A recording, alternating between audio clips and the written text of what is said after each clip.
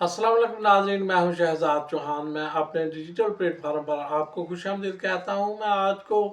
आज मैं आपको ये बताने वाला हूं कि सुप्रीम कोर्ट के अख्तियारात जो पार्लियामेंट ने कब किए थे, दोबारा एक आर्डिनेंस जारी करके बहाल कर दिए गए हैं। यानी सुप्रीम कोर्ट के चीफ जस्टिस के बेंच बनाने का अख्तियार। आप के इल्म में ये बात है कि पिछले chief justice justice Umar Ata Bandial साहब जब थे तो वो अपनी मर्जी से बेंच बना रहे थे और ये चीफ जस्टिस का अख्तियार था। तो इस पर हुकूमती हलकों को बहुत इख्तलाफ था कि बाज़ बेंचों में जस्टिस उस वक़्त दूसरे नंबर पर सीनियर जज काजी फ़ायज़ ईसा थे, तो इनको शामिल नहीं किया जाता। तो बाज़ का जस्टिस काजी फ़ायज़ जो थे वो खुद भी अलहदा हो जाते थे बेंचों से और ख़त लिख देते थे। ख़तों कताबत का काम इन्होंने उस वक़्त बहुत किया, तो इनके खतूत को बहुत मीडिया में भी मकबूलियत मिलती थी। तो फिर हुकूमत ने ये कानून बना दिया कि चीफ जस्टिस जो है वो अकेला बेंच नहीं बनाएगा, बल्कि जो सीनियर 3 जजेस होंगे, चीफ जस्टिस के अलावा 2 और चीफ जस्टिस, वो तीनों मिलकर बेंच बनाएंगे। तो अब जब फिर ये काजी फ़ायज़ ईसा चीफ जस्टिस हैं, तो दूसरे नंबर पर मंसूर अली शाह हैं जस्टिस, और तीसरे नंबर पर वो मुनीब थे। तो इन पर तीनों जो सीनियर जजेस थे उनमें 2 की राय एक थी, और काजी फ़ायज़ की तो आपको पता है कि वो राय सबसे मुख्तलिफ है। तो अब काजी फ़ायज़ साहब चीफ जस्टिस तो हैं, लेकिन उनकी दाल नहीं गल रही थी।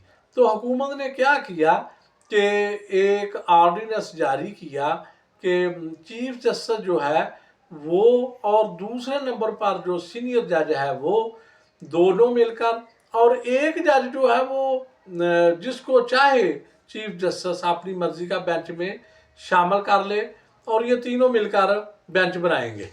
तो ये एक खुला तजाद इसी हुकूमत ने अपने ही बनाए हुए कानून को चंद माह बाद ही ख़त्म कर दिया, और एक ऐसा कानून बनाया कि जिसमें सुकम है। तो मैं ये आपसे बात करने वाला हूँ कि पाकिस्तानी सियासत, अदालत और तारीख का हर तालिब इल्म ये बात जानता है कि पाकिस्तान में जब भी किसी को मौका मिला है उसने अपनी आईनी हदूद से तजावज़ ज़रूर किया है, और उसने ये फ़र्ज समझा है कि अब मैं जो चाहे करूं, मुझे कौन रोक सकता है। पाकिस्तान का कोई भी इदारा ये नहीं कह सकता कि मैंने या हमने हमेशा आइन के अंदर रह कर काम किया है। जनरल ज़िया हक ने जब मार्शल लॉ लगाया तो उस वक़्त वो ईरान के दौरे पर गए, तो तेहरान टाइम्स को उन्होंने इंटरव्यू देते हुए बरमला कह दिया था कि आइन क्या है, कागज़ का टुकड़ा। यानी कि उन्होंने इतनी तहकीर से ये अल्फाज अदा किए थे कि उसका मतलब था कि आइन मेरे रास्ते की दीवार नहीं बन सकता, क्योंकि वो उस वक़्त जो है वो मार्शल लॉ लगाकर स्याह और सफ़ेद के मालक को मुख्तार थे। तो उन्होंने कहा जी ये कागज़ का टुकड़ा ये क्या है। तो उस वक़्त प्रिंट मीडिया का दौर था, इलेक्ट्रॉनिक मीडिया तो आपको पता है कि 2000 के बाद आया, लेकिन उस वक़्त अखबारात का दौर था। और ज़िया-उल हक के इस बयान पर कई अखबारात ने तनकीद की थी। ये आइन तो अखबारात ने लिखा, और बाज़ सहाफ़ियों ने उस वक़्त बड़ी जुर्रत का मुज़ाहरा किया था। हालांकि उस वक़्त बहुत सख्ती थी और सहाफ़ियों को पर तशद्दुद भी किया जाता था, उठा भी लिया जाता था। तो बाज़ सहाफ़ियों ने बहुत मुश्किल हालात में अपनी अज़हार राय की जो है वो जुर्रत की थी, और उन्होंने लिखा था कि आइन एक मुक़द्दस दस्तावेज़ है, ये कागज़ का टुकड़ा नहीं है। तो पाकिस्तानी रियासत से खिलवाड़ का सख्त जो है वो पाकिस्तानी रियासत आइन से खिलवाड़ का सख्त नुकसान पहले उठा चुकी है। अगर 1956 का जो आइन था, जो 9 साल मेहनत और रियासत के बाद बनाया गया था, उसको मनसूख ना किया जाता तो पाकिस्तानी रियासत को शायद मशरक़ी पाकिस्तान का जो ज़ख़म लगा वो ना लगता। कि 1971 का सदमा पाकिस्तान ने बर्दाश्त किया, लेकिन उसके बावजूद भी हमारी रियासत और हुक्मरान जो हैं वो ये समझने के लिए तैयार नहीं कि आइन की क्या अहमियत है। मेजर जनरल सिकंदर मिर्ज़ा जो थे, उन्होंने उस वक़्त आर्मी चीफ से मिलकर 1956 के दस्तूर को मुअत्तल मनसूख कर डाला और 9 साल का जो किया कराया था वो उन्होंने खूह में डाल दिया। उसके बाद फिर 1971 के बाद मगरबी पाकिस्तान के 4 सूबे थे, जो पंजाब, सिंध और सरहद और बलूचिस्तान। तो इन चारों सूबों ने मिलकर फिर कहा जी हम पाकिस्तान है, तो वो उन्होंने एक नया पाकिस्तान का नाम दिया। तो जुल्फ़िकार अली भुट्टो उस वक़्त जो है वो क़यादत कर रहे थे पाकिस्तान की, तो उन्होंने उस वक़्त बड़ी दूरंदेशी से और तमाम पाकिस्तानी क़यादत के साथ मिलकर तो 1973 का आइन बनाया, जो आज तक नाफुज़ुल अमल है।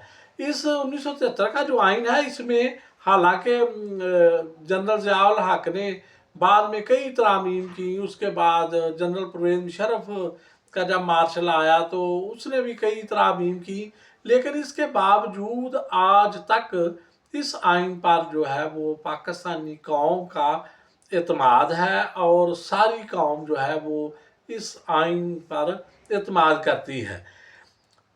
तो अब जो आइन हमारे सामने मौजूद है, इसमें जो तरामीम करने की कोशिश की जा रही है, अभी चंद दिनों में ये कोशिश की जाएगी, तो इसमें सुप्रीम कोर्ट से एक अलग वफाकी या आइनी अदालत का जो तख्लीक करने का दावा किया जा रहा है, जो आइनी अमूर से मुतल्लक मुकदमात सुनेगी।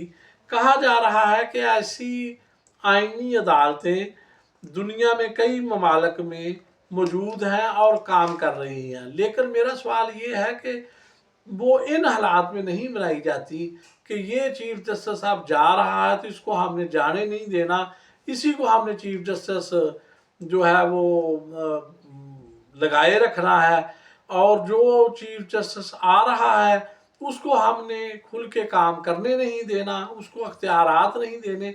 इन हालात में आइनी अदालतें दुनिया में किसी और मुल्क में नहीं बनी। वो लोग अवाम की जो है वो मंशा के मुताबिक, अवाम की राय के मुताबिक जो है वो अदालतें बनाते हैं और कानून बनाते हैं और अवाम की जो है वो आसानी के लिए काम करते हैं। यहाँ पर तो अवाम का तो तल्लक ही नहीं होता। आप देखें कि पाकिस्तानी अवाम को इससे तो कोई गर्ज नहीं कि काजी फायज ईसा चीफ जस्टिस रहते हैं या नहीं, justice Mansoor Ali Shah chief justice बनते हैं या नहीं।